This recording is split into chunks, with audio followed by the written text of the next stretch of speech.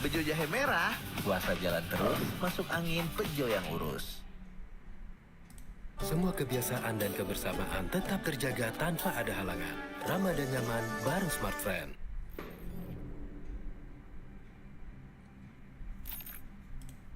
So this is a video I never thought I'd make. That is crazy. It's just endless. Beneath the busy streets of Paris lies a vast underground network known as the catacombs. Over 300 kilometers of dark, sprawling tunnels stretching silently below the city. A huge maze that very few people have ever seen, surrounded by stories of disappearances, secret gatherings, and huge walls lined up with bones and skulls. But even just getting inside wasn't gonna be easy. Entrances are hidden, access is restricted, and finding someone willing to take you down there, especially with a camera, is almost impossible. But we thought we had found a way.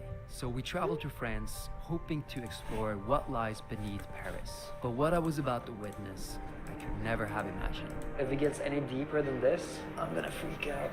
I'm actually getting a little bit creeped out. I think we should get out of here. Oh, there's someone coming.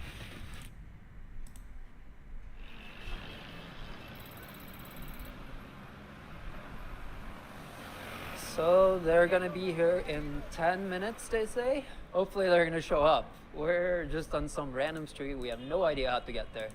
And we're not allowed to even show how we get there. We have to blur a lot because they want it to be a secret how to get there. They don't want more people there. And the map looks like a maze. Going there without guides would be totally irresponsible. And even with guides, there's a possibility of getting lost. That is like the main thing, is if you get lost in there, you're not gonna find your way out. I have no idea who I'm looking for because I've never met these people in my life. They didn't even have like really an Instagram profile, no photos or nothing. So I've heard stories about people going down there and being robbed by their guides. Hopefully they're not gonna try to rob us. So we're gonna blur your face, right? That's what you want. For the spot, it's very secret because few people know. Yeah. So you really have to try not to say where it is. We will be very careful. So here the guide was telling us about a secret spot, even among the most hardcore cataphiles, known as the graveyard. It was said to be one of the most disturbing and mysterious parts of the catacombs. Located deep within the tunnels and not on any map, he still said he could take us there. However, as we were about to find out, getting down there would not be easy. Yes, just one thing, the camera, Yeah. if they are other people, Yeah. you have to hide it. Okay. Because they can smash it, they can Yeah. and You get mad. destroy it because you really have to Yeah. hide it in the microphone. Yeah, yeah. It's, Yeah. it's a LED Yeah. light, so be careful. Keep it on the inside. That they don't Yeah.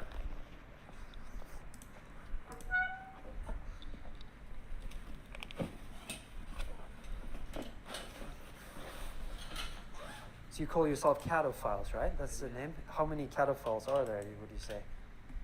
How many? Could not exactly, but maybe a few hundred people. They are living there. You know, they are staying here for days or maybe sometimes weeks, and they are asking other people to bring them like food or things to survive here. You say if people see our cameras, they can get really mad and try to smash the cameras. So we should be a little bit mindful of that. So that is around 10 meters down there.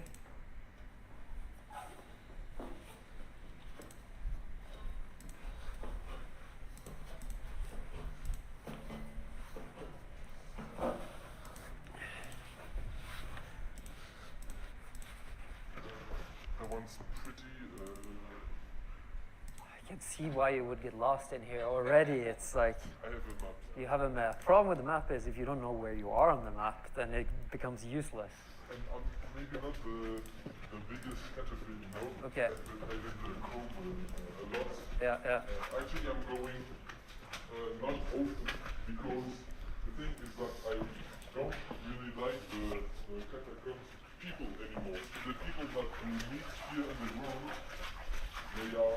a lot of people that are taking like hard drugs. Okay. They're just coming here to getting high. Yeah. And that's maybe why they're a little bit dangerous sometimes too. So even though we had only been down there for around 20 minutes at this point, I was already completely lost. My sense of direction was non-existent. When people say it's like a maze down here, they really aren't exaggerating. Every twist and turn feels identical and disorienting. We were now completely reliant on our guide to navigate, and soon we saw the first traces of the people that live down here.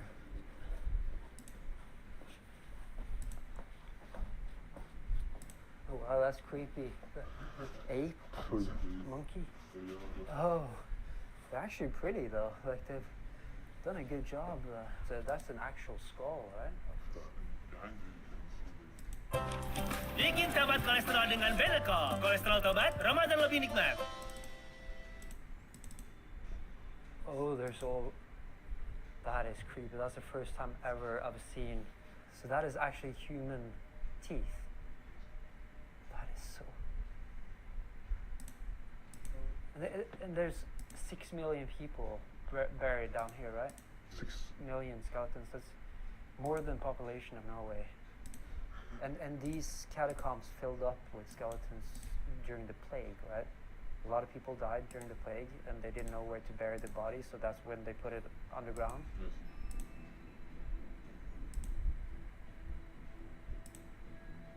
Actually, when we waited for you up there were 2 people coming up to us and asking what we were going to do, and we said, oh, we're going down to the catacombs. And they told me, I hope you have a good guide, because there are some people said that they've even been robbed down here. Yes.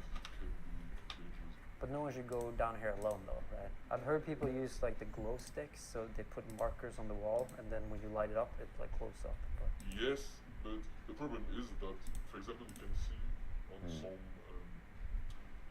point that they have, how you say this? like arrows? Yes, Yeah. arrows to show the exit, but they're totally fake. It's people are throwing this so the people get Yeah. confused and don't know where to Right. get out. But this is all limestone, right? And it was, I believe this was extracted to build the buildings. And does it ever flood in here with water? There are some parts where the water can go up. If it rains, you can be trapped. Okay.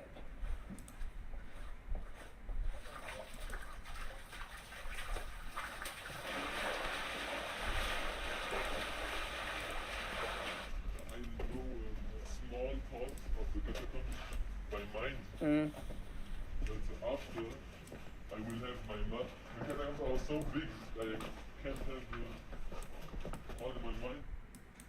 There's zero cell phone reception here, though, right? There's no cell phone. Yeah.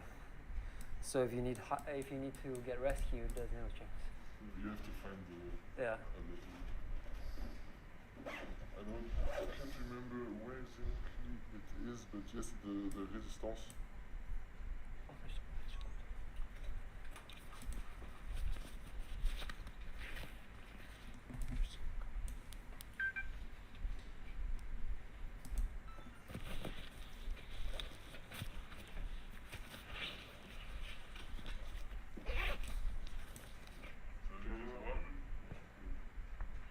That was pretty sketchy. It was close, but we managed to hide our cameras just in time. But it made us realize how alert we were going to have to be down here, especially as the next place we were heading towards was one of the most well-known parts of the catacombs, a section called La Plague. Often here there are a lot of criminals. Right.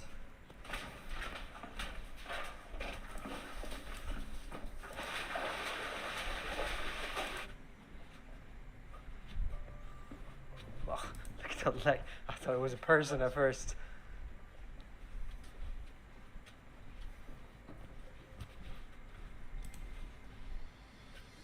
Oh, this room I've seen. So they call this the Goblin. And this has been here for a while, I guess. So when did people start coming down here? Do you know? Maybe 1900, like 20. Okay. It's one guy who did it's the first time anyone will get down, Mm. and he has a grave in the north of the GRS because he died there because his lights went break. Oh, that's something I didn't think about. If you run out of batteries down here, that makes it even. Yes, but he has like a lamp fire. Oh, like And yeah. they find him like I think maybe 10 years or 15 years. So the weird thing is that there were candles here and they're lit up. And these candles only last for a few hours, so there's definitely some people around here. And some guys passed us too. And our guide was afraid that those guys, even though they seemed friendly, would tell other guys. And if the other guys found out, that could turn into like a manhunt down here. They would be hunting us down, trying to find us and smash the catacombs. Now that we had seen the more famous parts of the catacombs, we started heading deeper into lesser known passages. The place we were going to had hardly been mapped at all, which is why very few people venture here. The further we went, the more disorienting it became. If something went wrong, if we got separated, if our lights ran out, if we took a wrong turn, finding our way back out would be almost impossible. This is also where our guide warned us that we would start to see human remains. Wow. That's full of bones and skulls. That's so weird that has been humans walking around having thoughts and worries, and now they're all down here. So, do you believe in ghosts? I have to say, for example, in the graveyard where we are going, Yeah. for me it's very creepy. Okay. Because I don't feel comfortable, Right. going there. But it's very exciting, so I do it. Yeah. But I don't feel safe, Yeah. It's like a ghost with it's creepy. I did not try. Are you unsure? I didn't concentrate.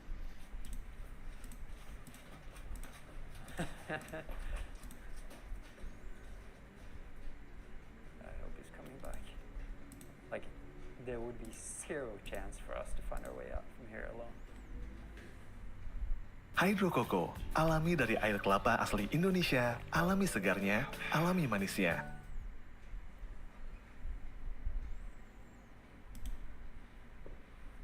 Should we follow you, or? He's telling us not to worry, but I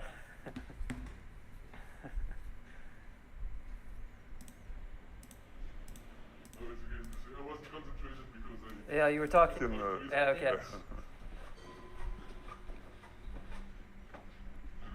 That was nothing.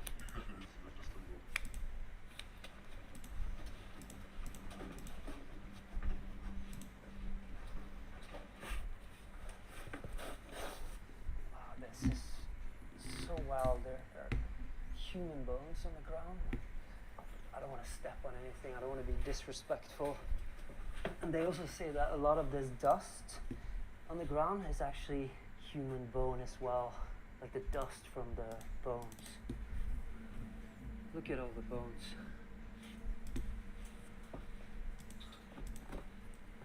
Trying not to step on anything.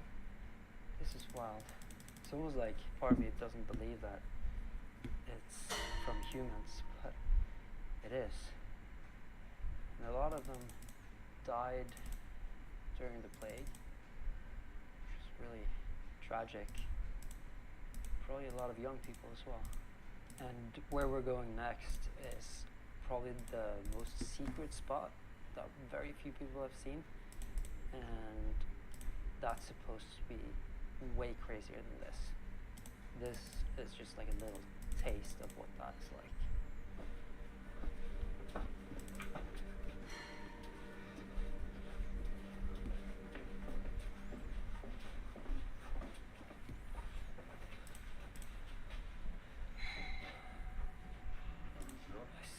smells smoke. That's. I hear voices too.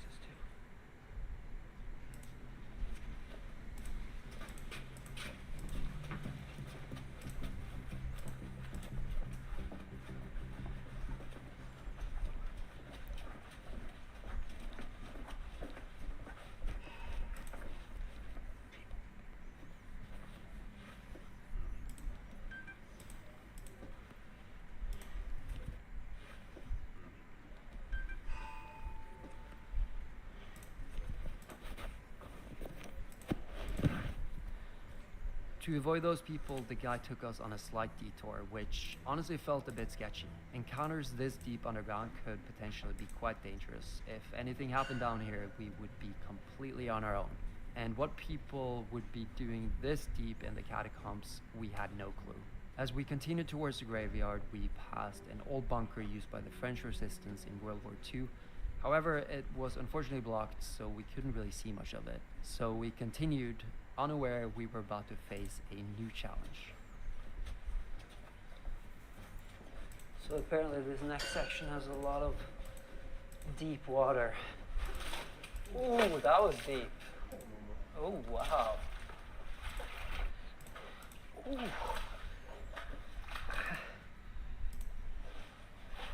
It feels like clay, like a sinkhole almost. So you're saying that you're not sure that we are able to cross this? It might be too deep? We have to see if going high or not. And I can remember one time we had to get our backpack on our head because the water was going Oh, wow. our necks. Ooh. Let's see.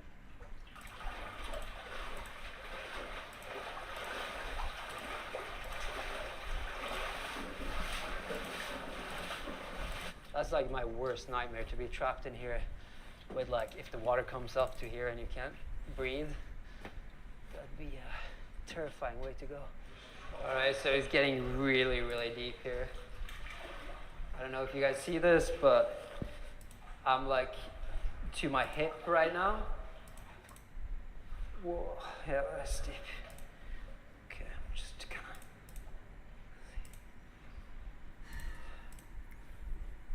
That is very deep.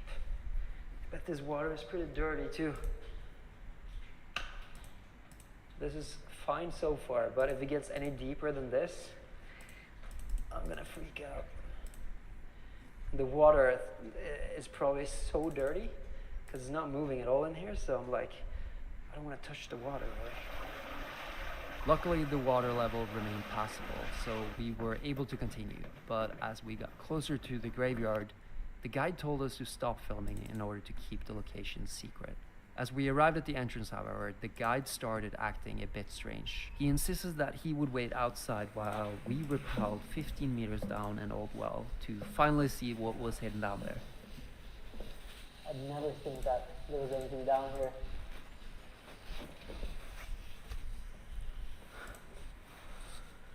Oh, wow. What the? This is so crazy. Oh my God, look at this. It's just stacked. And look at the skulls. So right now we're right below a churchyard, and that's why there's so many down here.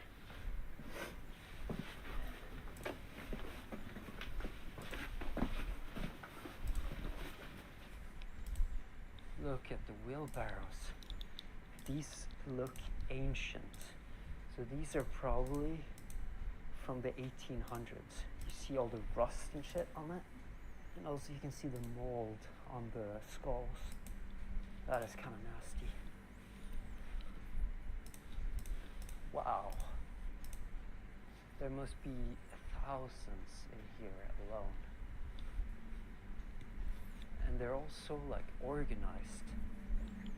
I wonder who had that job of sorting all this stuff. Like,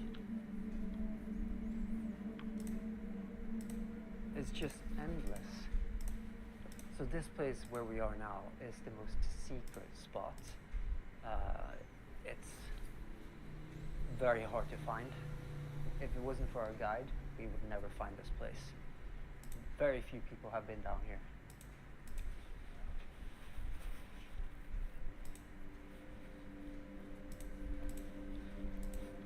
It's crazy that the teeth are still intact. Teeth look perfect and white, some of them.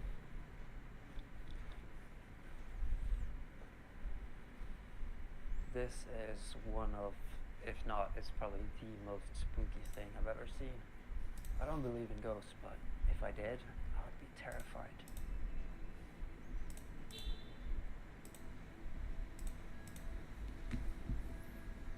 Some people say that there are cults hanging down here. Hopefully we're not going to meet anyone tonight, any cult. But this is crazy. This is unbelievable. The fact that this is right underneath Paris, like busy streets with modern lights, and people have no idea that like just 15 meters below them is a graveyard full of 6 million people. I'm actually getting a little bit creeped out. I think we should get out of here. And the guide is supposed to wait for us. I don't want to be left alone down here because he's the only way to get out. He is the only one who knows the way, so we should get going. Now all that was left was to get out, which proved harder than we thought. We got lost multiple times and had to take numerous detours to avoid running into people. And it took us quite a while to find the exit, but in the end the guide led us to a ladder he thought could be the way out.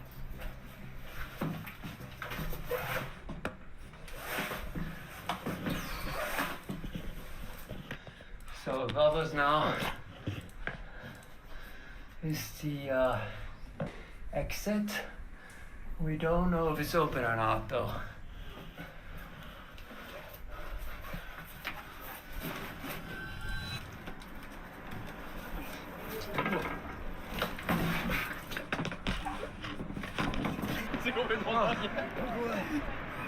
Oh! Excuse me, are you Magnus? Yeah. Yeah. So I guess it's a future video, Yeah. not like military training this time. Not military training. Okay, how was it? It's good, yeah. It's been going from far away, so it's very dirty though. Yeah, I can see Yeah. that. Okay, so That's enjoy cool. Paris, no? Yeah, thank you. It's your Thank fast you. this time. Yeah. Good luck, bye. All right, take care. So that is definitely one of the most random times I've been recognized. Anyways, quickly before I end this video, please do not try to go down there yourself, and definitely do not try to use this video as a tutorial. I can't stress enough how massive and potentially dangerous the catacombs could be, even with a guide. But as always, thanks for watching, and let me know where you want me to explore next.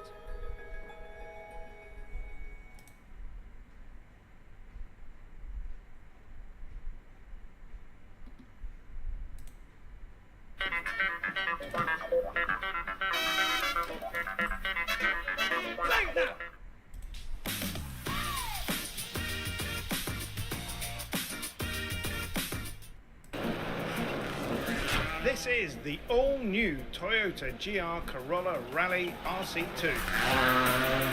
It's the car that Toyota Gazoo Racing has developed specifically to compete in America's ARA National Championship in 2026. But what exactly is it? And why did they build a car from scratch instead of using their world-beating Rally 2 car? We're at the home of Toyota Gazoo Racing World Rally Team in Jyväskylä, Finland, to speak to Technical Director Tom Fowler to find out everything there is to know about the Toyota GR Corolla Rally RC2. The Corolla, and in particular the GR model, is particularly popular in the US market.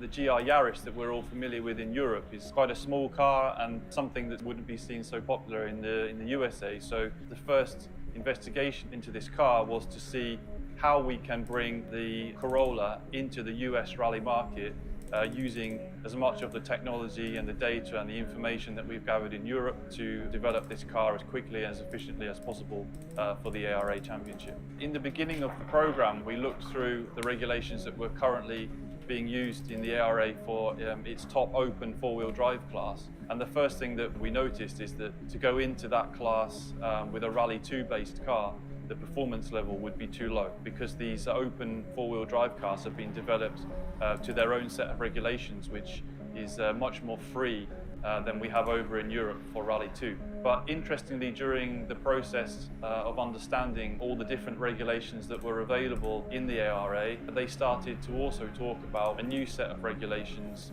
that would allow Rally 2 cars to compete on a fair footing in the US. It was those set of regulations that we used in order to develop the Corolla for the USA. There are similarities and differences between the Corolla and the Yaris that we use in Europe. All of the drivetrain and powertrain components are identical. We took the engine, gearbox, differential, drive shafts and the full layout of the transmission and essentially transferred it over into a Corolla body shell. Where the difficulties come is that the Corolla is obviously a larger car than the Yaris. For the suspension system and the bodywork, we had to make adjustments for the dimensions of the new car.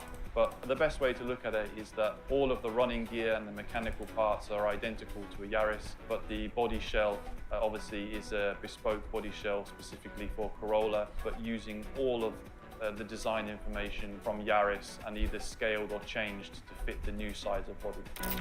There's pros and cons between the Yaris and the Corolla. One of the disadvantages that comes from this was that there was an increase in the amount of body shell weight. This has been mitigated through the work done by the engineers and the designers to reduce that as much as possible. In terms of advantages, compared to the Yaris, the Corolla is a slightly longer car, so the wheelbase is a bit longer, and also this brings some advantages in faster rallies. And actually, as it turns out, a lot of the rallies in the US tend to be quite high speed roads, a bit less technical compared to European rallies. The change in the size of the body actually lends itself towards the championship in which it's going to be used.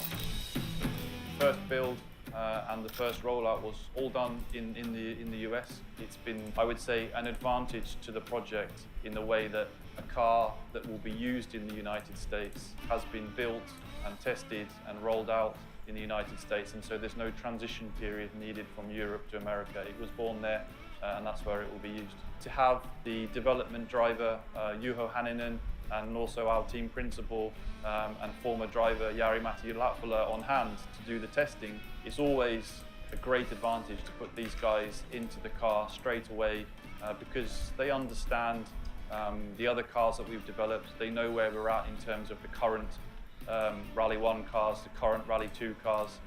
So to get their opinion on the first development cars of any project is a very useful and important process for us. And in the ARA, this was no different. So the engine which is used in the GR Yaris in Europe and in the GR Corolla in the US is the same, the 1.6 litre, 3-cylinder turbocharged engine. The transmission that's used is the same SADEV built package that we supply for our Rally 2 car Yaris here in Europe. The gearbox itself is a 5-speed sequential gearbox. The braking package comes directly from the Rally 2 car. Everything was fitting from the Yaris to the Corolla without any issues. Our suspension partner over in Europe has always been Riger in the Rally 2 car, and that same product is transitioned over to the Corolla. A lot of the development work that was done over in the first tests in the United States have been around tuning the suspension system because, of course, the weight and the distribution is quite different from a Yaris to a Corolla. So this is one of the main points. Physically, the parts are the same, but different tuning required to get the balance that's needed from this car. There's definitely some freedom around what you could do with the aerodynamics because being one of the first cars to go into this market, we strongly believe that the spirit of Rally 2 is that you have a production body over the majority of the surfaces and that you're only making modifications specifically for the installation of the different wheels and the width and length of the car. And so this is what we stuck to. So the majority of the surfaces of the Corolla are from the Corolla road car, and it's only widened and changed in dimension where it's absolutely critical to do so, either for the installation of the suspension system, the cooling package in the front, and of course the addition of the rear wing. But if you look at the rear wing, you can see it's a very close derivative of our Rally 2 product. The main target of the GR Corolla is for use in the US. It has also been showcased in Japan in some car shows.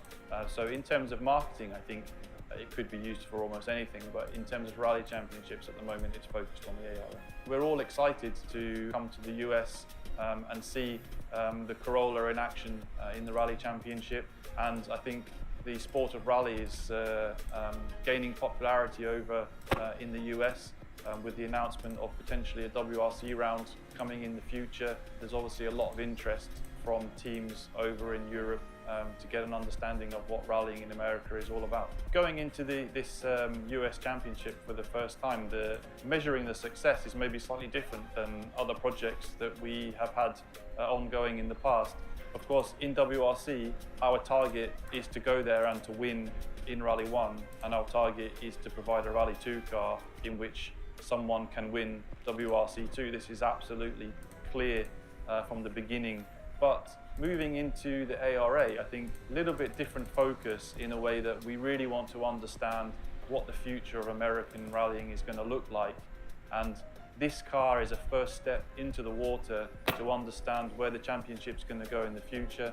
And so I'm sure that there will be development of cars in the future to go there to win. But at the moment, this is the first steps to really understand what will the future of this championship look like.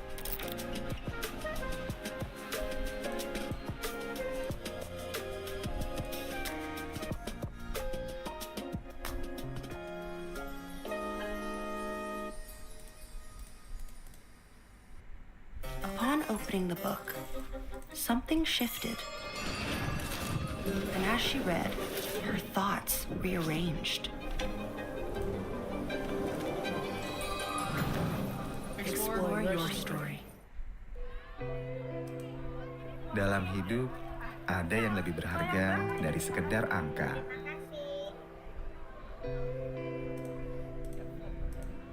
Yang hanya bisa dirasakan oleh hangatnya kebersamaan.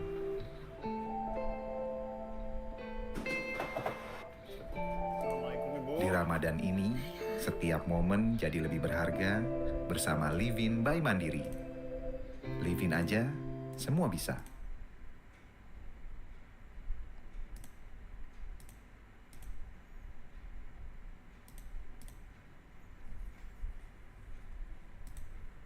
There is a problem that I can't bring up without starting a fight. No, what? It just seems so obvious to me. Now I'm all screwed up, man. It has infiltrated every single Veritasi meeting in the last 2 months. It's trivial. I didn't think you would fall for this side. Just makes sense. Let's go! Crazy! And I even argued with Derek about it. There's no way. You're trying to convince me. I don't care. So here's the setup. You walk into a room and there's a supercomputer and 2 boxes on the table. One box is open and it's got $1,000 in it. There's no trick, you know it's $1,000. The other box is a mystery box. You can't see inside. You also know that this supercomputer is very good at predicting people. It has correctly predicted the choices of thousands of people in the exact problem you're about to face.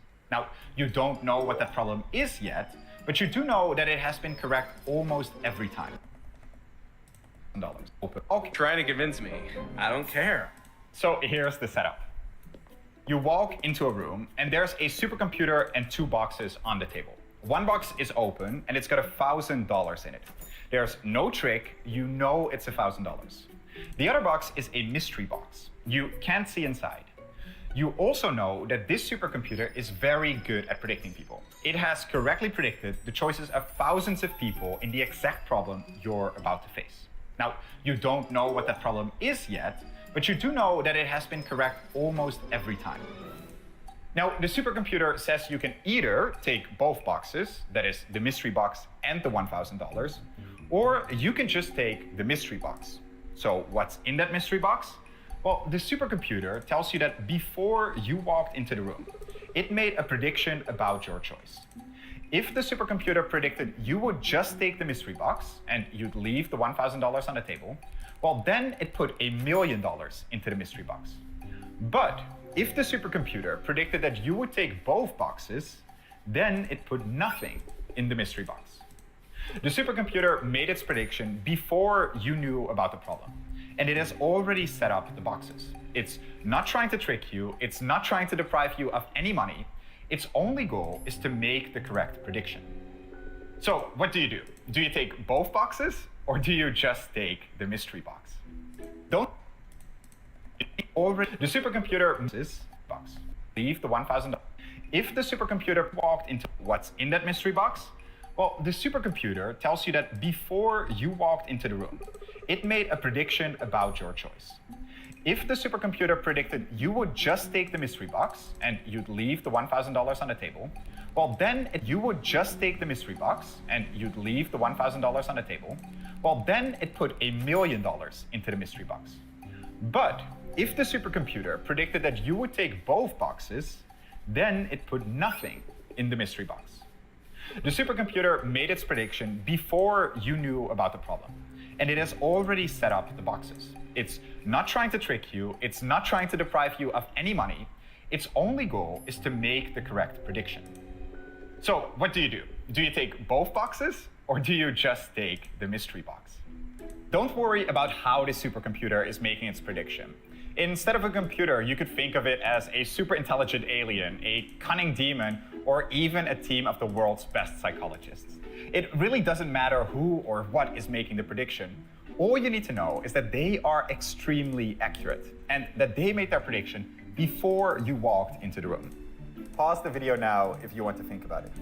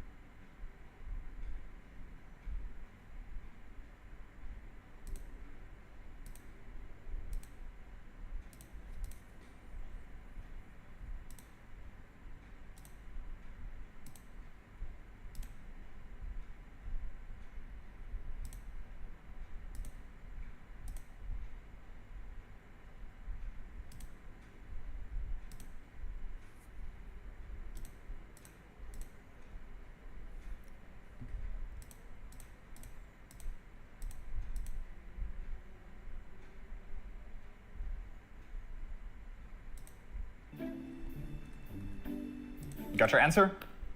So I should just take 2 boxes, like obviously. I'm gonna say I'm just gonna take the $1 million and go with it. Of course you take 2 boxes.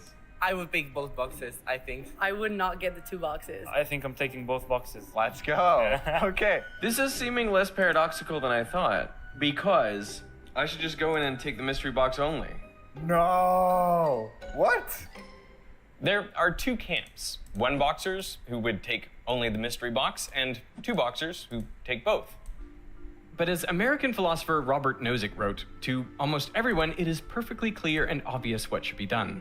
The difficulty is that these people seem to divide almost evenly on the problem, with large numbers thinking that the opposite half is just being silly. This is known as Newcomb's paradox, named for its inventor, William Newcomb. The Guardian newspaper polled over 31,000 people about this problem in 2016. 53.5% were 1 boxers and 46.5% were 2 boxers.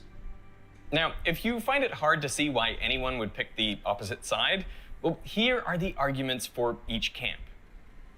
Look, I'm a reasonable guy, and I like money, so I'm gonna do whatever gets me the most money. So let's go weigh the outcomes of both of these decisions. First, I'm gonna say that the probability that the computer predicted my decision correctly is gonna be C. So the computer got it right. And because of that, the probability it got it wrong is gonna be 1 minus C. So let's look at what happens if I try the 2 box. There is a C chance of me getting $1,000 and a 1 minus C chance of me getting $1,001,000. If I add these 2 together, I get a weighted sum, which is gonna tell me how much I can expect to get if I tried a 2-box. This is also known as expected utility, or the EU of 2-boxing. And I can just simplify this expression a tiny bit. So let's look at what happens if I try to 1-box now. There's a C chance of me getting $1 million, and there's a 1 minus C chance of me getting nothing. So we can cancel this out, simplify this to just $1 million times C. If I equate these two expressions, I'm going to get the C at which these two expected utilities are equal. And it turns out that the C at which this happens is 0.5005, or 50.05%, which means if the computer is better at predicting than what is basically random, then the expected utility of 1-boxing is going to be higher. Now, I know that the computer is much better at predicting than that because it accurately predicted thousands of people before me. Which means I'm sticking with my 1-box. Here's my $1 million. Take that, Casper. Thank you very much. Aus, mending minum Sprite yang segar benar, tapi abis buka puasa. So I should go in and take the mystery box and leave the other. Because I'm assuming that its prediction is pretty good. It's a supercomputer. Okay, so you're saying it's not paradoxical because the choice is obvious. I'm very surprised. Why? Because to me, the answer is also obvious. And to me, the answer is you take both boxes. So here's how I think about the problem in a way that actually makes sense. You know that the supercomputer has already set up the boxes. So whatever I decide to do now, it doesn't change whether there's $0 or $1 million in that mystery box. And that gives us 4 possible options that I've written down here. If there is $0 in the mystery box, then I could 1-box and get $0, or I could 2-box and get $1,000. But there could also be $1 million in the mystery box. And in that case, I would get $1 million if I 1-box, or I would get $1 million and $1,000 if I 2-box. So I'm always better off by picking both boxes. This is known as strategic dominance, where I always pick the dominant strategy, which in this case is to 2-box. So give me those boxes. The 2-boxer argument makes a lot of sense to me. Once you explain it, I'm like, okay, yeah, I can see why exactly you're right. But I can also see that just having those thoughts in your brain are what might allow the computer to give you nothing. I think I'm grateful that I just don't have those thoughts. It's so funny because I was totally expecting you to go 2-box. No way, man. It seems like there are 2 perfectly reasonable approaches that give 2 completely different answers. And that's because your choice actually reveals something fundamental about how you make decisions. It comes down to these 2 statements. First, as far as you know, basically everyone who has taken 1-box has walked away a millionaire, and everyone who has taken 2 has walked away poor. Second, the supercomputer made its prediction before you even knew about the problem. The boxes are already set up, so your decision now can't change if the million is in there or not. Both of these statements are true, but there's a hidden assumption in each that divides people. We pick both, and the computer picks both. You just get the $1,000. I think I would just pick the mystery box. Just the mystery box, probably. Yeah. I might be taking the mystery box. Just the mystery box? Yeah, might be. Okay, why? I don't know. I guess the supercomputer is right, no? Here's the hidden assumption for us 1-boxers. My expected utility calculations are based on probabilities that are using prior evidence of how accurate the supercomputer is, because the thousands of people that it accurately predicted before me is evidence enough for me that when I go for 1-box, there's going to be $1 million waiting in there for me. This is based on something called evidential decision theory. And using this decision theory, you get these expected utilities, and my choice is obvious from there. And it turns out a lot of you actually thought the same way. We polled our audience, got more than 24,000 responses, and it turns out 2/3 of you are 1-boxers. I know, it's crazy. I don't trust this. It's looking to me like you're less and less rational with these results, Casper. So your argument is kind of that if you 1-box, it will have predicted that you were going to 1-box and you'll walk out with the money. That is pretty convincing. Casper, I'm starting to really doubt this 2-box side of things. How could you not be a 2-boxer? Gregor has this really funny way of thinking about things, but I make my decision based off something else. Something a little more rational, because I believe that whatever I do now can't influence and change the past. I only take into account things that I can actually influence. And clearly, whatever I do now, whatever I think now, is not going to change whether that $1 million is going to be in the mystery box or not, because it was already set up before I learned about the problem. This is known as causal decision theory, where you only take into account things that you can actually cause. And so with this, your expected utility calculation changes. And that's because you need to use a different probability, one where you could actually cause that $1 million to be in the mystery box or not. So right before the supercomputer made its prediction, there was some probability that it thought I was going to $1. I know, it's weird, but bear with me. So let's say that probability is P. Then that's the probability that I'm going to use in my expected utility calculation. And the expected utility to $1 is just going to be 0 plus $1 million times P. That's pretty good.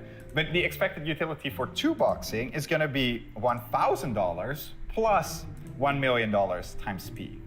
But that's just the same as the expected utility for $1 plus an extra $1,000. So no matter what the computer predicted, my expected utility is always higher by picking both boxes. So of course you're going to $2. Anyone in their right mind would pick both boxes. It's made the prediction before you're in there. Whether I have faith in this thing being 90%, 100%, it actually doesn't really matter. I think you guys are imposing your will on Yes, it does. He's cooking, bro. Like, yeah, you guys think that your decision, whatever you think now is going to change the past. That's called wishful thinking. Yeah, like come on. I'm two boxes. It only makes sense. I'm back with Casper. Exactly. Welcome to Camp 2 Boxers.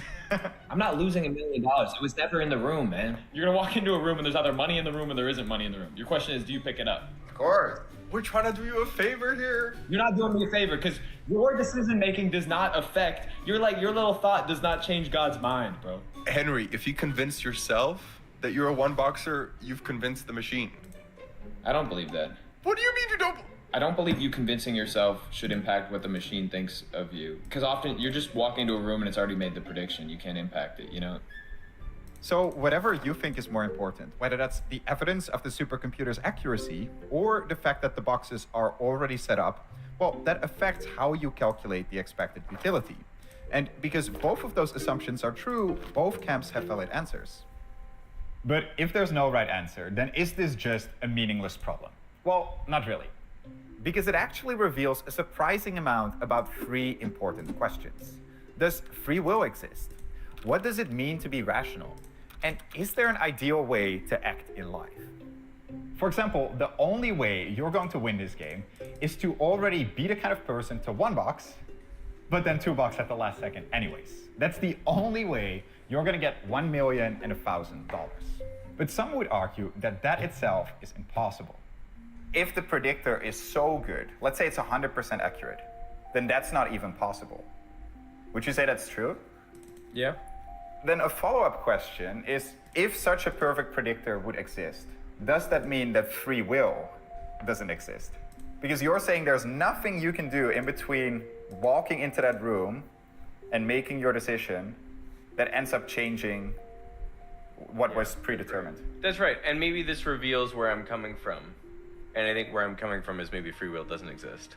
I come down on this point of like, free will is an illusion, but our world operates in a way that is indistinguishable from free will being real.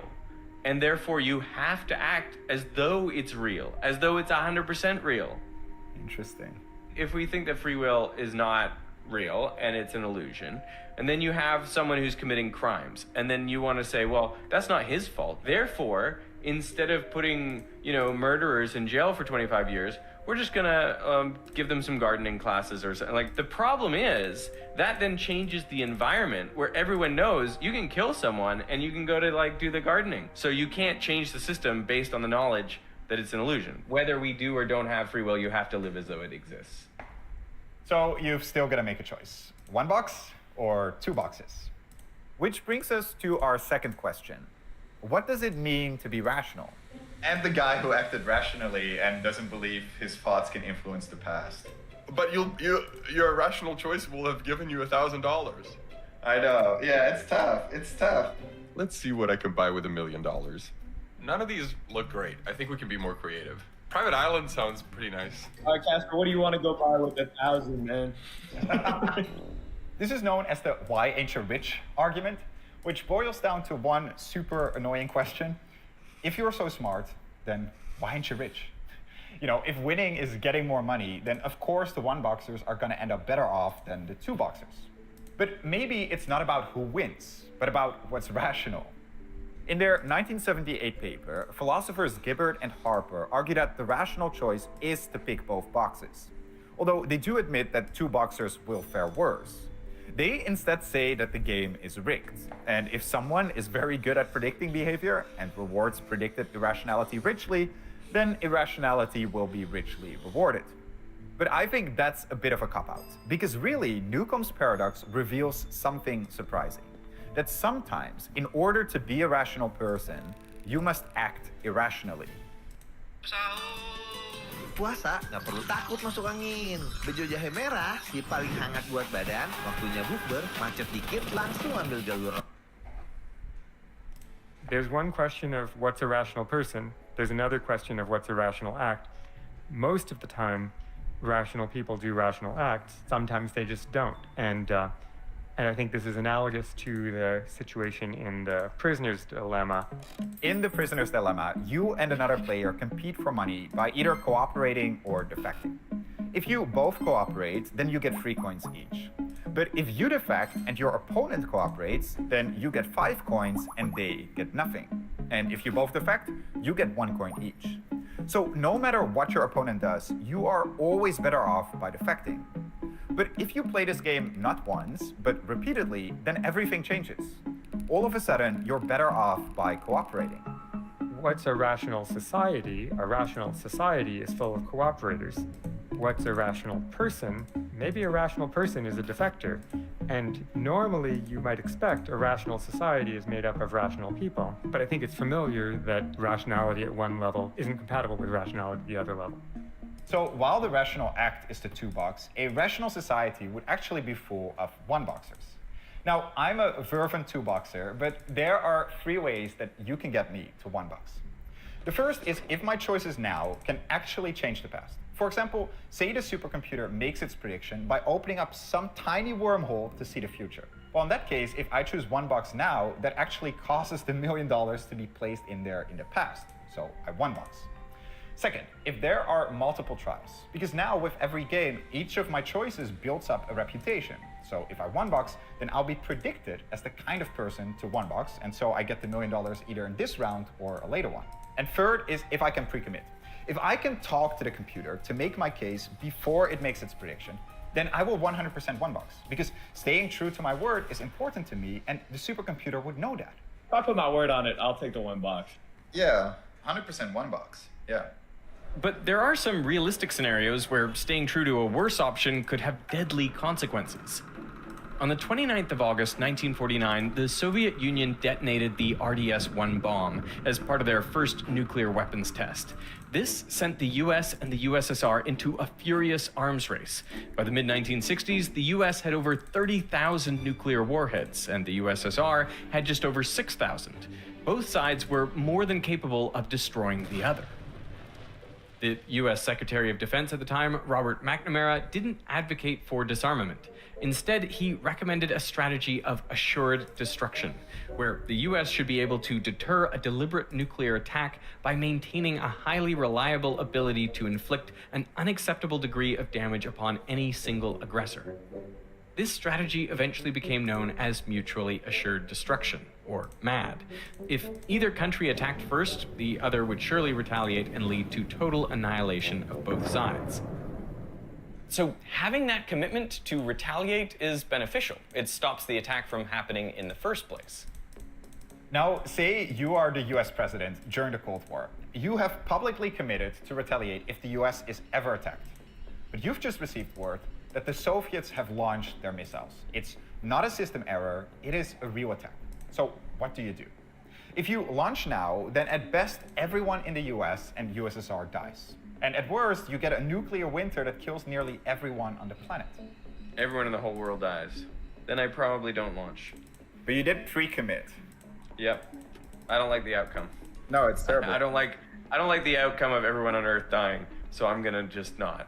When the country is electing their leader, which leader do you want to elect? Do you want to elect someone who's crazy and is always going to press that button? Or do you want to elect someone who makes the seemingly rational choice of saving people and not press that button? I think you want someone who maintains the posture of always pushing that button. That's right. And then you want someone who secretly will not actually push that button. There is an inherent risk there, which is that if anyone finds out, you're exposed. There's this other game theory interaction, the game they call chicken. You're both driving your cars at each other. The worst thing is if neither of you swerves, because then you both die, is to visibly take the steering wheel out of your car and throw it out the window so that the opponent can see that you've done that. Now they know you cannot swerve. You're this mad dog that's just going straight ahead. And now they realize, now my best action is just to swerve. And that's similarly like what you want with the nuclear deterrent, as they set up in Dr. Strangelove. In the 1963 film Dr. Strangelove, or How I Learned to Stop Worrying and Love the Bomb, the Russians built the perfect doomsday device. As soon as it detects a nuclear attack or any tampering, it automatically triggers a large enough nuclear explosion to kill everyone on the planet. The tampering kill switch isn't there to prevent enemies from disabling it, it's to prevent the Russians themselves from having second thoughts. Now, the whole point of the device is to be so devastating and automatic that the US would never even think about launching an attack. But this only works if everyone knows that the device exists, which is the whole point of the movie. In both Newcomb's paradox and Matt, the best outcome follows from a pre-commitment to a worse option. That's what gets you at least $1 million in the former and a tense but stable peace in the latter. It's the commitment that's important.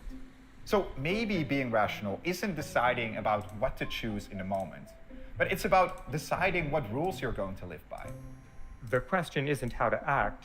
The question is, what rules ought one to follow, or how does one even decide what rules to follow? Sometimes it's put in the form of, if you knew that you were a robot with programming that you could set, and you could rewire yourself to make yourself obey one set of rules rather than another. The question is, what sort of rules would you wire yourself to obey? And what you would do is you would make yourself into the kind of creature that sort of always acts in line with the commitments that would have been good to form had you even known about the problem. When you're in a situation like the Newcomb case, you would end up finding yourself think, if I had been able to make a pre-commitment, what pre-commitment would have been the good one to make? The good pre-commitment to make would have been to be a one-boxer.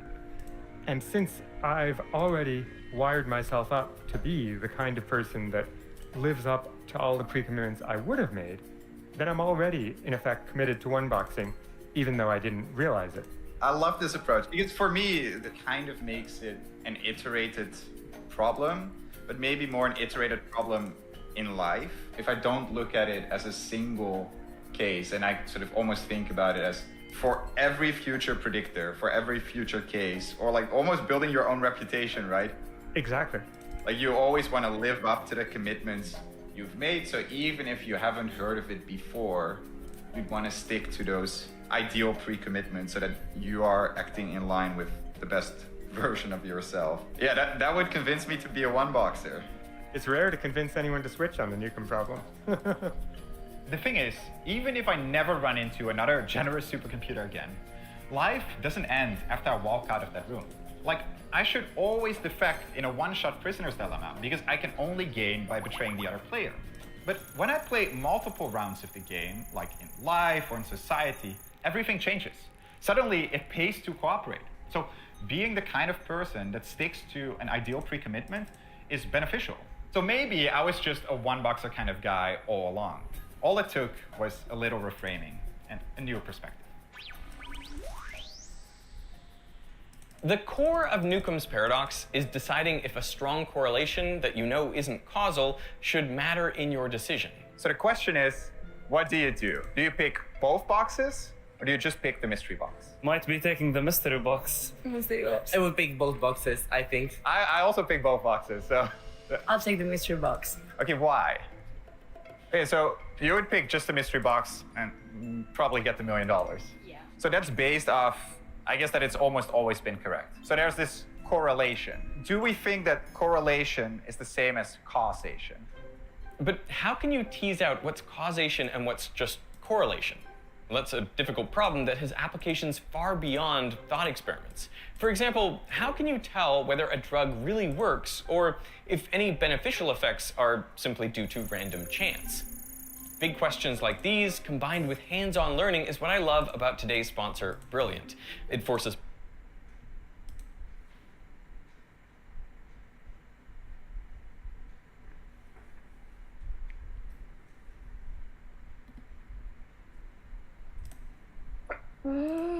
Enak nih, gak bikin enak.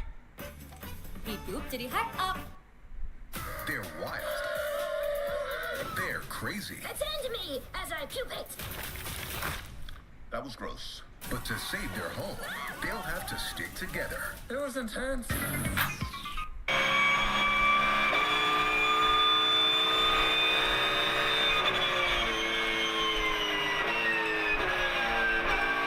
Good morning, welcome back to the Nürburgring. Welcome to the very first video and also practice of NLS 1. We are back this year together with Black Falcon, Jimmy, Manuel, Steve and myself to race the full season of Nürburgring Langstrecken Series NLS and also 24 hours of Nürburgring. And in case you missed the announcement a few days ago, we have upgraded from BMW GT4 to Porsche GT3 Cup car. And we have lots of exciting partners on board. Fresh set of Dunlop tires. So Dunlop is making sure that we have the optimal contact between the car and the track. Bilstein is still our technical partner for suspension, but the main lead partners... Well, the actual Mr. Verstappen is not here today, but he will be next weekend. Anyway, Max Verstappen, the greatest sim racer in the world that occasionally does F1 and loves to do Nürburgring. Speaking of sim racing, our main partner for this season is Fanatec.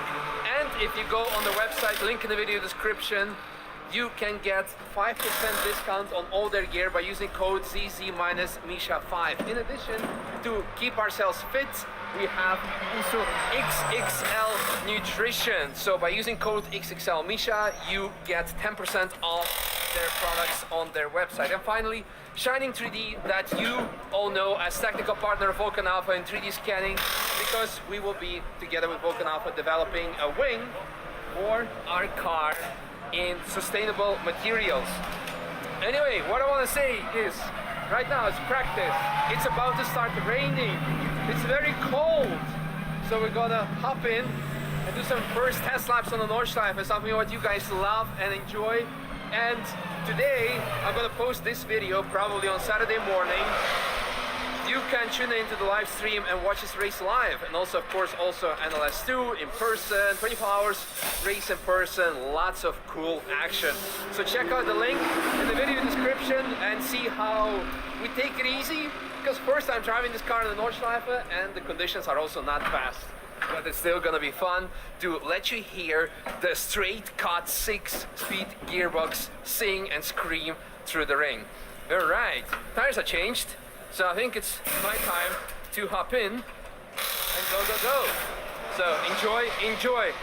And for the sake of competition, we're not allowed to show you any data, any speeds or whatever, although this is going to be probably a very conservative lap. And maybe if you're lucky, you're also gonna see a wet lap, because it's gonna be wet, raining and snowing. Anyway, enough talking. Let's hop in, do some laps. How's the car? Car's good. Okay, good. Track getting a bit damp. tricky now if you look there. Okay. Some more rain coming, so let's discuss. So maybe one dry lap and then wet. Let's see. Oh, I love wet. All right. Let's go. Little update. It started raining properly, so we're gonna swap on Dunlop wet tires. Woohoo! Wet laps! Yay!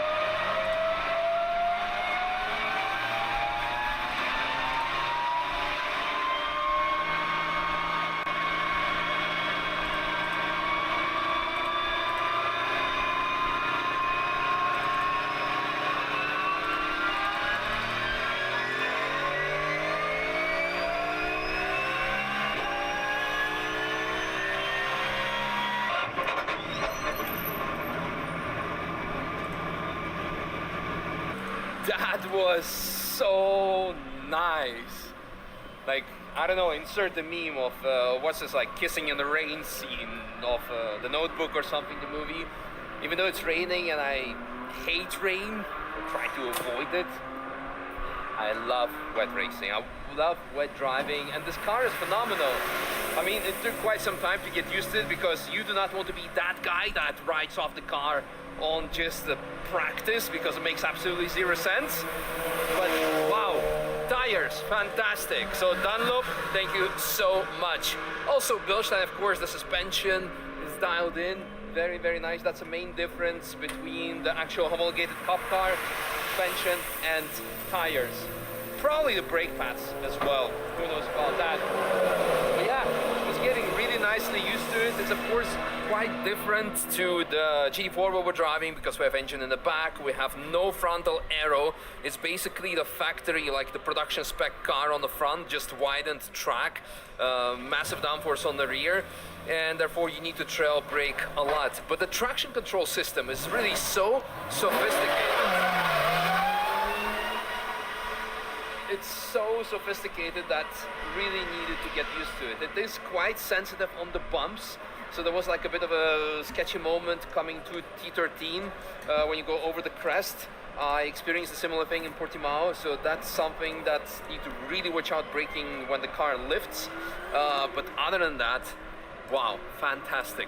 Once again, thank you Fanatec, XXL Nutrition, Bilstein and Dunlop, and of course Black Falcon and Shining 3D with some upcoming goodies for making this possible.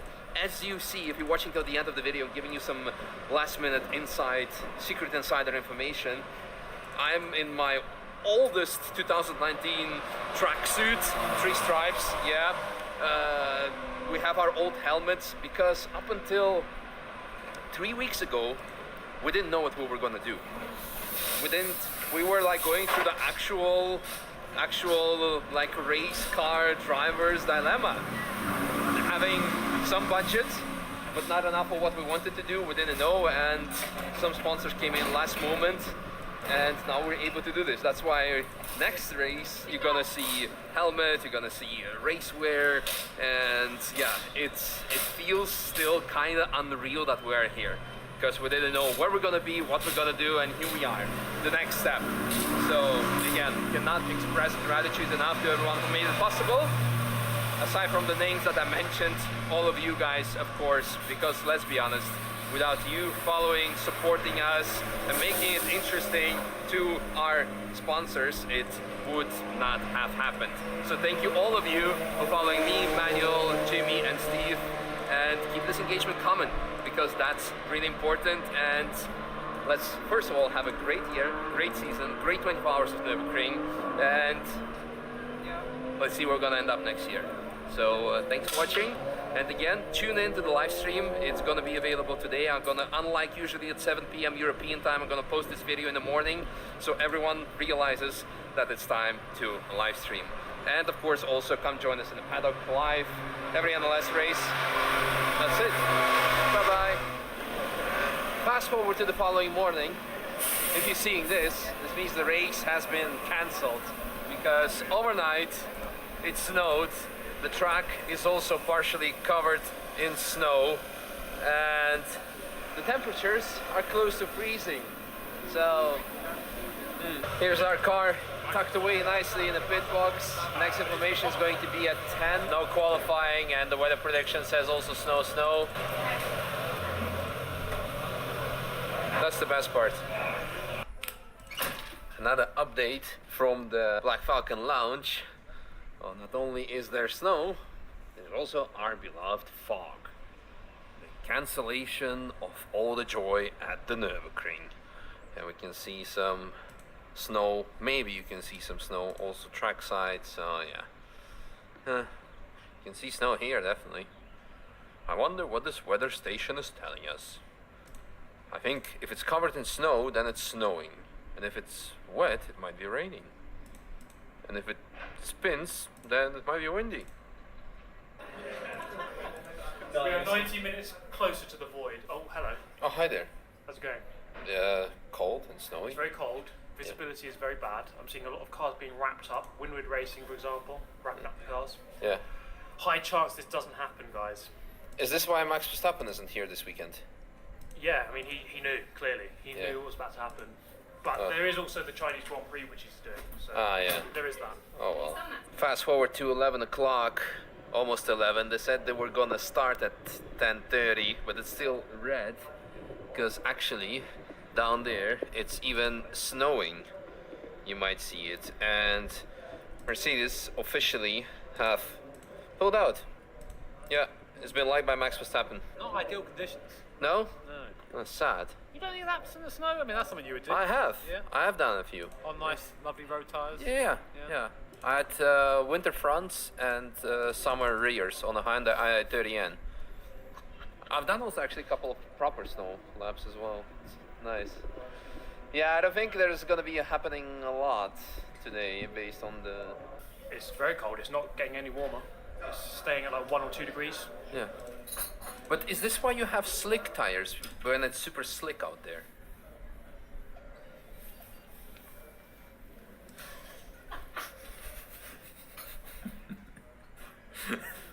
I'm getting tired of this.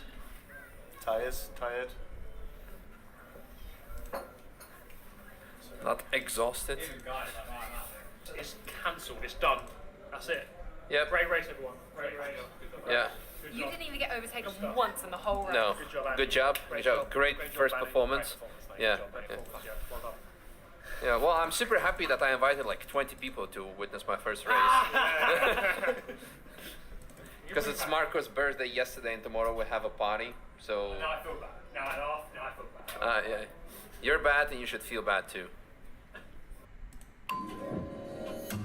She took the same elevator every day, but today she remained.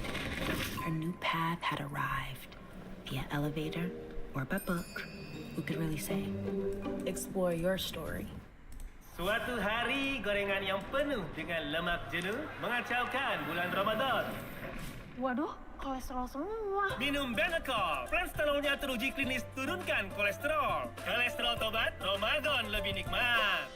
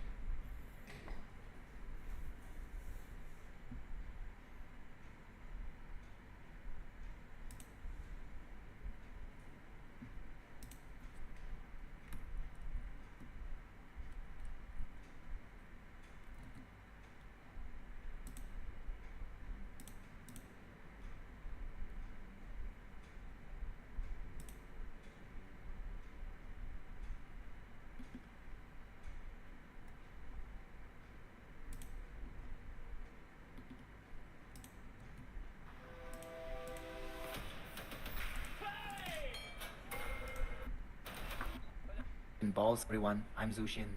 In this video, I'll teach you how to loop underspin balls. Underspin balls can be categorized into non-spin, light spin, and heavy spin. Today, I've invited a table tennis enthusiast to demonstrate for us. First, feed a few non-spin balls.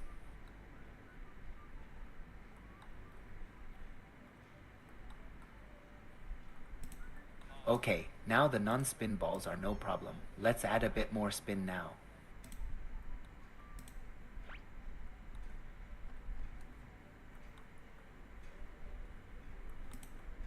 When you contact the ball now, do you feel like you can exert force? You're swinging at a constant speed now. You need to accelerate only when contacting the ball. It's like getting an injection. For example, when a nurse gives you an injection, they don't push the needle in at a constant speed. They accelerate right before piercing the skin. Similarly, just before contacting the ball, suddenly accelerate your wrist.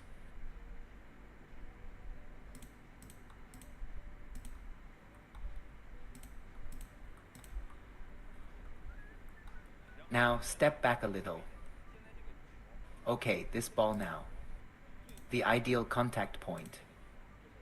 See how the ball bounces and falls? You're currently looping at the rising point. Let the ball float in the air a bit. Wait about 0.2 seconds. Okay. Move a bit further forward. No need to stand so far back. This contact point is good. And when you contact the ball. Yes. She's got it now. Let's try a few with even more spin. She'll definitely hit the ball into the net.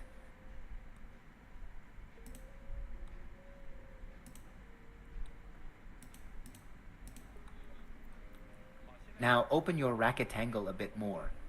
What you just did wasn't right. Like this, like this. Is this how you're looping now? You need to open it more, like this. Open it a bit more here. This is a heavier spin ball now.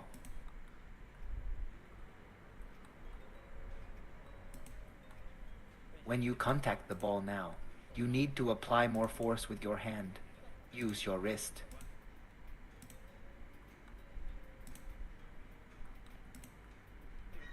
The contact point is wrong. The key to looping is the synergy between the ball and the racket.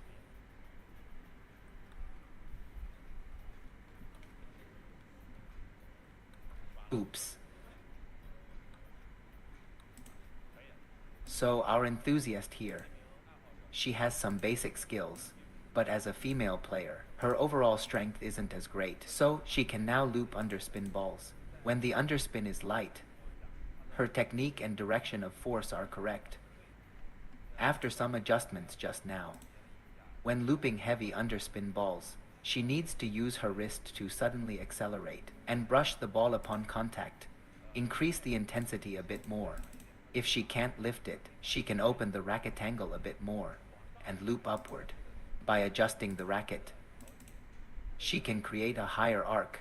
We just covered 3 types of spin: non-spin and heavy spin and heavy spin. For more advanced players with power, you can actually use power to counteract the spin. For example, if I serve a heavy spin ball, let's take a look at how strong the spin is. This one only reaches about here. When brushing the ball, roughly like this, and with more power. This kind of underspin can actually be counteracted by impact.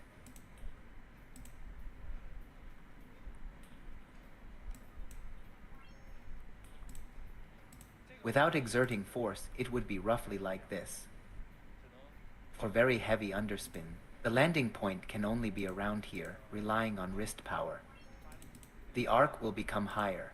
For those with some foundation, who want to advance further, you can try using your own power to counteract the spin. I hope everyone can join me in staying active and fit. Hello everyone, I'm Zushin. In this video, I'll teach how to loop underspin balls down the line with the backhand. Nambah saldo ke Flash? Bisa. Kan ada bisa. By BCA Syariah. For those with a foundation, or aspiring professional players, they usually start by looping cross-court. Looping cross-court is relatively basic. Looping down the line is more advanced, and it's also more threatening.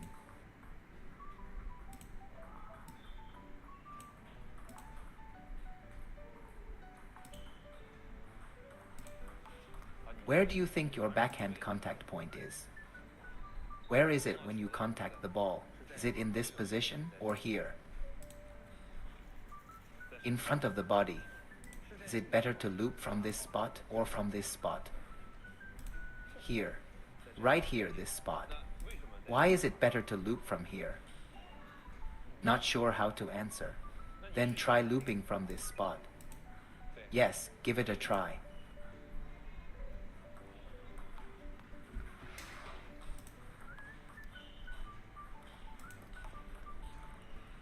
Have you noticed a problem now? When I ask you to loop down the line, your form changes to this. When you loop cross-court, it's like this. So why change when looping down the line? If you adjust this position, looping down the line is inherently harder, right? But if you create more space here, would it still be difficult? You're standing too rigidly here. This position works for cross-court loops, but for down the line, the space is too limited. If you create more space, it becomes easier to loop. For those who aren't yet skilled at looping down the line, whether young players or amateur, they often face one issue: standing parallel. This reduces the space for looping down the line. So today we adjusted two aspects. First, the position of the contact point. It's not just about looping down the line. Like a push block, we can position the contact point slightly more to the left. Second, adjust the foot positioning to create space. Step back with the left foot. This way, the movements become more fluid. Beginners who aren't used to looping down the line often focus solely on getting the ball on the table. They don't know how to use their bodies more coordinately. By stepping back with the foot and using waist power, the force becomes more concentrated. I hope everyone can join me in staying active and fit by joining my membership.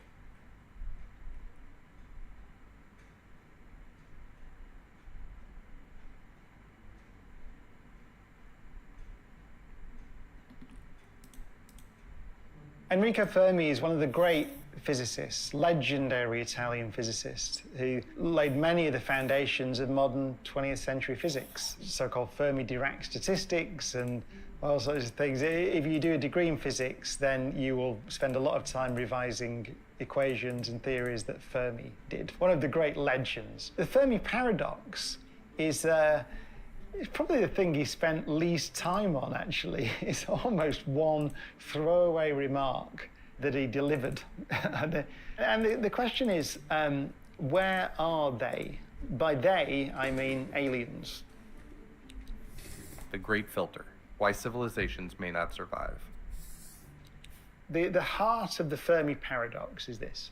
We know that we live in a big old galaxy, in a big old universe.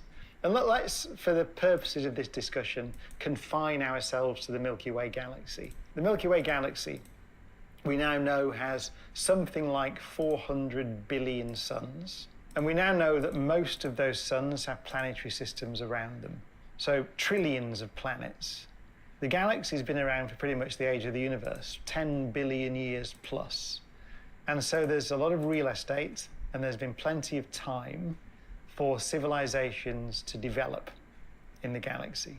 The Fermi paradox, at its heart, is the statement that, notwithstanding the fact that there have been billions of years on billions of worlds for civilizations to arise, we see no evidence of any of them in the galaxy at all. So the paradox is why? It's a paradox. And I think it's a very good question. It's an extremely good question. And there can be many answers. And the great fun, or the great, I would say the intellectual value of the Fermi paradox. So if we accept that we haven't seen any, so let's accept that. Let's accept that you know, there isn't a UFO sat in some warehouse in Roswell or something like that. Let's accept that we haven't seen any. Let's accept, well, we have to accept the picture that I've just given you about the Milky Way galaxy and its age, because that's a measurement, so we know that. The question is then, why? How do we resolve these apparent contradictions and paradoxes? So one answer to the Fermi paradox, this is the idea that we don't seem to see anyone, is that no one ever evolved. Right? So life didn't get complex. Why might we think that? Well, What did we need to produce our civilization on this planet? Well, on this planet, one thing we needed was time. We have good evidence that life was present on this planet 3.8 billion years ago, perhaps even earlier. The planet is 4.5 billion years old. So we know, as a matter of fact, as an observation on this planet, that life was present 3.8 billion years ago. But it took 3.8 billion years, give or take a few tens of thousands of years, to go from the origin of life to a civilization. Let's say from cell to civilization. 4 billion years. That's 1/3 of the age of the universe. So a possible answer to the Fermi paradox, the question of why there are no civilizations, is because the Earth is pretty much unique in the Milky Way galaxy in that it was stable enough, the climate, the conditions on Earth were stable enough for long enough for life to go from cell to civilization. If you think about it, that's a big ask. What I'm saying is, on this planet, an unbroken chain of life existed for almost 4 billion years, notwithstanding the fact that we live in a violent universe. The sun must have been stable enough for long enough. We know the output of the sun has changed over those billions of years, but it's not changed so radically that it managed to erase, destroy life on Earth. We know that we live in a violent universe. We know there are supernova explosions all over the place. It turns out that there have been no stars massive enough to explode as a supernova in a way that would damage life on Earth or erase life on Earth in this vicinity for 4 billion years. We know that nothing has happened. We know that there have been impacts on the Earth, right? We know that the famous impact that wiped out the large dinosaurs, there's been no impact big enough to destroy the unbroken chain or break the unbroken chain of life for 4 billion years. So maybe it's the case that whilst there are billions of planets which may have liquid water on the surface, may have oceans that can support life, it may be that none of those planets in the Milky Way galaxy have been stable enough for long enough to produce a civilization. So that would be a property of the planet itself, the so-called rare Earth hypothesis. Actually, I should say it's a property of a solar system. It's not really just a property of the planet. It's a property of the parent star. You could ask the question, well, if it was a binary system, for example, a binary star system, many stars are binary star systems. Is it possible to have a planet with a stable climate, stable enough orbit in a binary star system to support an unbroken chain of life for 4 billion years? Perhaps not. When we talk about rare Earth, I think I would like to talk about rare solar system. Another possibility with the Fermi paradox is that it's not a paradox, they are here. So there are intelligent civilizations out there and they are present in the solar system. It's possible. Let's think, for example, what such an intelligence might look like. Well, who knows? They could have sent nano machines to our solar system. There could be probes all over the place in the solar system, but if they're the size of an iPhone, then we'd have no way of detecting them. So it could be the technology of a sufficiently advanced alien species, a civilization, is so beyond anything we can comprehend or detect that we haven't seen it, and we've been fooled into thinking that there are no advanced civilizations in the galaxy. And that's certainly entirely possible. Another possibility, another possible resolution to the Fermi paradox is just that the galaxy is so big.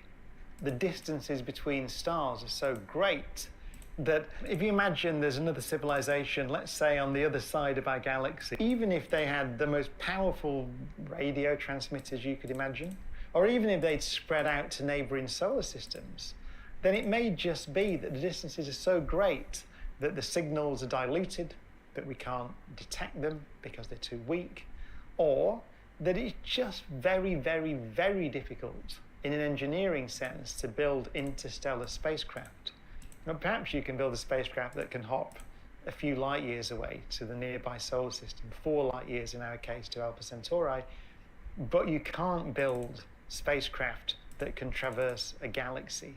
That's a possibility. One of the arguments against that, for me, is the argument, it's called the space travel argument against the existence of extraterrestrial life. And it's often framed in terms of self-replicating machines, so-called von Neumann machines. So imagine it's possible for us, for a civilization, to build a machine, some kind of AI, that's sufficiently smart and capable that it can fly to a nearby solar system, reproduce itself, copy itself, and then send the copy out to the next solar system, and so on. So you have, if you build a one successful replicator, you have an exponentiation of replicators. You have 1, and then 2, and then 4, and then 8, and so on, exponential growth. And you can show that even given our rocketry technology, you can cover a galaxy like the Milky Way in a reasonably short space of time. By reasonably short, I might even mean 100 million years, right? That's reasonably short on galactic timescales. But the key point is once a single successful replicator has been launched, then it is inevitable that over a few tens of millions of years, the galaxy will be covered with replicators. And we don't see any evidence of them. It's possible that we can infer that if we assume that we could detect them, then the absence of them may allow us to infer that no civilization has ever got to that point. And I think that's quite a persuasive argument. Now, it's possible that there are many civilizations out there, but the advanced civilizations choose to remain hidden. Sometimes called the dark forest hypothesis, the quarantine hypothesis. We've been asked to make moral judgments or judgments on how a civilization will behave, what they will choose to do, and that's, of course, impossible to judge. But let's imagine civilizations, when they get technologically advanced, also get intellectually and morally advanced. And let's say that they choose, perhaps for good reason, let's say they choose to remain hidden because they don't want to draw attention to themselves. Let's say it's inevitable that if you think about it carefully and you think there are other advanced civilizations out there, then you choose to remain silent. You hide yourself as best you can. It's possible that that's the way that a civilization would think. Maybe that's a logical thing to do. I find it difficult to believe, given human history, that that's the way that intelligent civilizations behave. We certainly haven't made any attempt to remain hidden so far. We've broadcast radio signals out to the stars, the Arecibo message, for example, albeit weak ones. We've launched on our space probes, like Voyager, maps, pulsar maps in that case, which shows the location of our solar system should any other civilization find it. So at least at the moment, we haven't come to the view, which may be a wise view, but we haven't got there, that we should remain silent. Quite the opposite. We've tried at every opportunity to broadcast our existence. Maybe that's because Carl Sagan argued, I think, that a sufficiently advanced civilization, a civilization that can build interstellar spacecraft and communicate across interstellar distances, perhaps is wise enough to have overcome those primitive instincts, the instinct to cause trouble, to fight wars, to colonize, to walk over other civilizations. Perhaps it's inevitable that with technological advance ultimately comes wisdom. But it's a hypothesis. Maybe it is. Maybe it's just anybody sufficiently clever to build an interstellar spaceship will be also sufficiently clever to hide it and not draw attention to themselves. Maybe it's immoral. Maybe it's like Star Trek. Maybe it's the prime directive. Maybe it's morally certain that if you're sufficiently advanced, you decide to take the position that you will never introduce yourself or interfere with another civilization. Maybe that becomes a kind of law of nature for sufficiently intelligent beings. Maybe that's conceivable as well. Another explanation for the Fermi paradox might be that civilizations live and die. They rise and then they fall. And because of the sheer timescales involved and the sheer size of the galaxy, no two civilizations ever overlap. I once had the great pleasure of meeting Frank Drake, the Drake equation, a legend, in his house. And he also grows orchids. And I arrived at his house just coincidentally on the day that this rare orchid flowers. And it flowers for, I think, 1 or 2 days and then goes away again for the year, and then flowers again the next year for 1 or 2 days. And he used it as an analogy. He said, well, maybe civilizations are like that.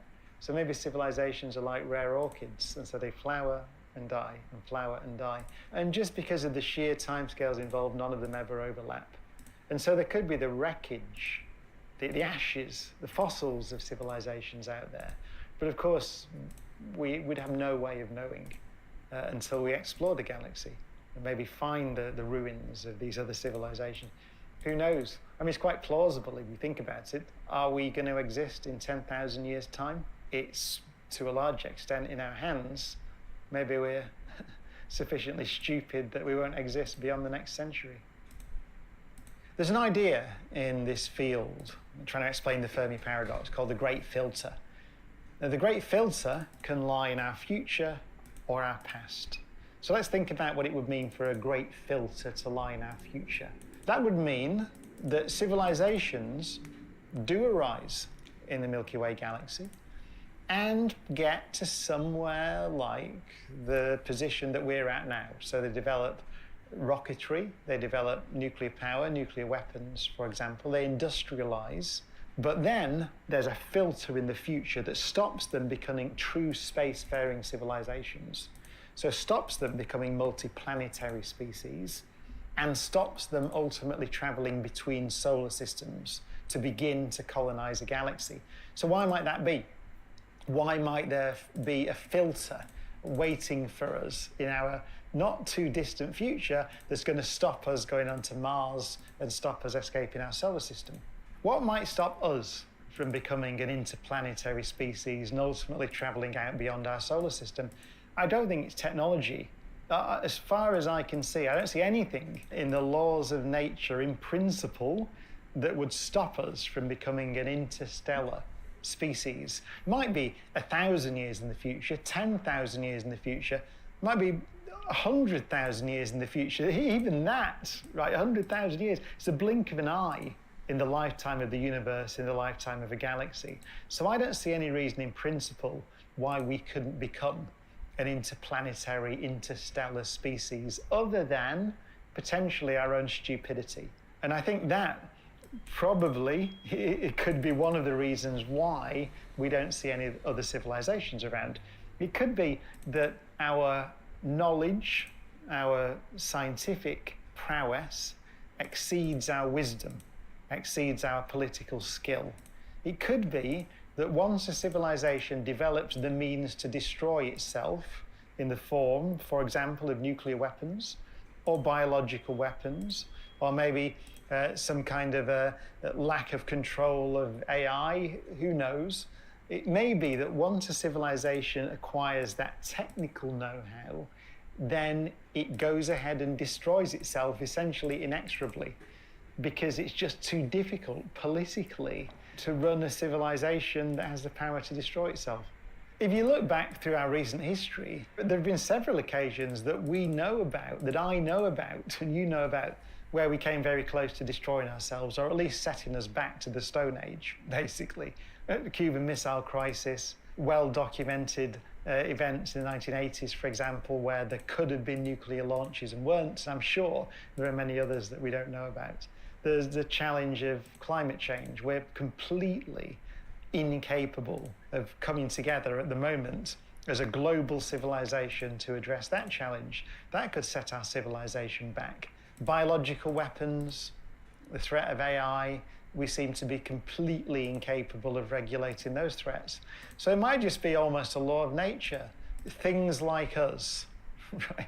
Things that can build an industrial civilization are just inherently too stupid to get out there to the stars. And I wouldn't put that past us. My favourite's the other one, so I'll do the other great filter. If I was to guess, and this is a guess, right? If I was to guess why we see no evidence of other civilizations out there, the so-called Great Silence is what astronomers call it, is because there aren't any, and there never have been any. That's my guess. The reason I guess that, and I emphasize it's a guess, is biology. So if you look at the history of life on Earth, then we see that life began 3.8 billion years ago, let's say. But then we see for the best part of 3 billion years on this planet that there's nothing more complex than a single cell. 3 billion years. It's only in the last billion years or so, perhaps a little bit less, that multicellular life has existed on this planet. And there could be good biological reasons for that. One that springs to mind is the evolution of what's called the eukaryotic cell, which is the cell with the cell nucleus and all little organelles and chloroplasts in plants and all those things, which form all multicellular living things on the planet. Those cells, which seem to be prerequisite for complex multicellular life, evolved once on this planet, as far as we can tell. It's pretty widely accepted.